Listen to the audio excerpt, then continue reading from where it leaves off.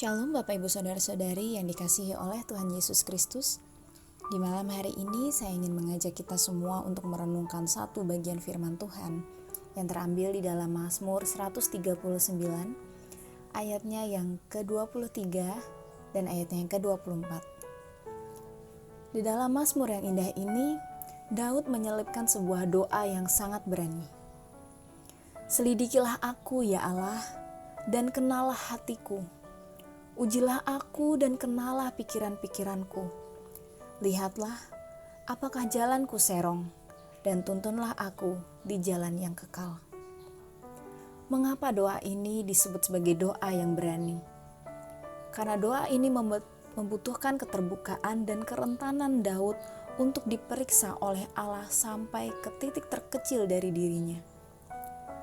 Manusia mempunyai kecenderungan untuk menutupi kelemahan dan keberdosaannya.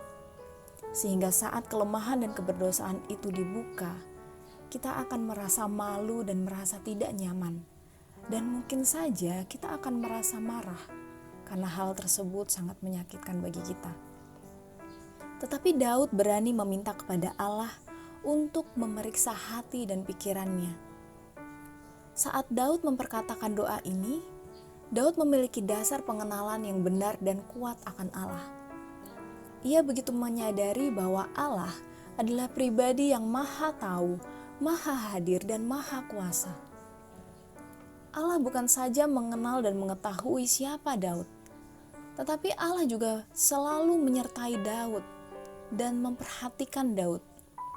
Bahkan dikatakan, Allah telah mengetahui apa yang akan Daud lalui di sepanjang perjalanan kehidupannya sebelum semua peristiwa itu terjadi. Dan pengenalan ini berakar dari kekagumannya akan Allah yang Maha Kuasa yang menciptakan dia. Saat Daud memperkatakan doa ini, sebenarnya Daud juga menyadari bahwa hanya Allah saja yang sanggup mengenal diri Daud jauh lebih baik dibandingkan diri Daud sendiri. Dan ini menunjukkan komitmen Daud untuk hidup kudus di hadapan Tuhan. Apakah kita pernah mengajukan doa yang berani ini? Di mana kita meminta Tuhan untuk memeriksa, menyelidiki dan menguji hati dan pikiran kita, bahkan sampai kepada hal yang diri kita sendiri pun tidak mengetahuinya. Sesaat ini begitu menakutkan bagi kita. Karena jika mau jujur, hati dan pikiran kita seringkali dipenuhi dengan hal-hal yang tidak berkenan di hadapan Tuhan. Dan rasanya kita tidak layak untuk menerima kasih Tuhan itu. Tetapi mari mengingat sekali lagi bahwa jauh sebelum kita dilahirkan di dunia ini, Allah sudah lebih dulu mengenal kita. Allah tahu hari-hari seperti apa yang akan kita lalui. Dan Allah tahu pikiran dan hati kita sebelum semuanya itu ada di dalam diri kita. Allah juga yang selalu bersama-sama dengan kita. Bahkan di saat kita harus mengalami peristiwa yang tidak menyenangkan atau kita gagal melakukan kehendak-Nya. Allah tetap mengasihi kita meskipun Allah mengetahui kelemahan dan keberdosaan kita. Ia tetap memilih untuk menciptakan kita dan menjadikan kita sebagai anak-anak-Nya.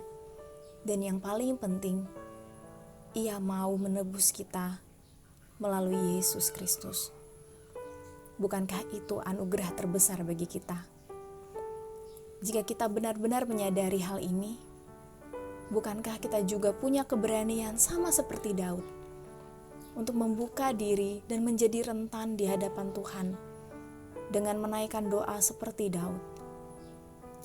Saat kita berani menaikkan doa ini, artinya kita juga siap untuk diperiksa, diselidiki, diperbaiki dan dipulihkan oleh Tuhan, agar nantinya kita dimampukan untuk hidup kudus dan berkenan di hadapan-Nya.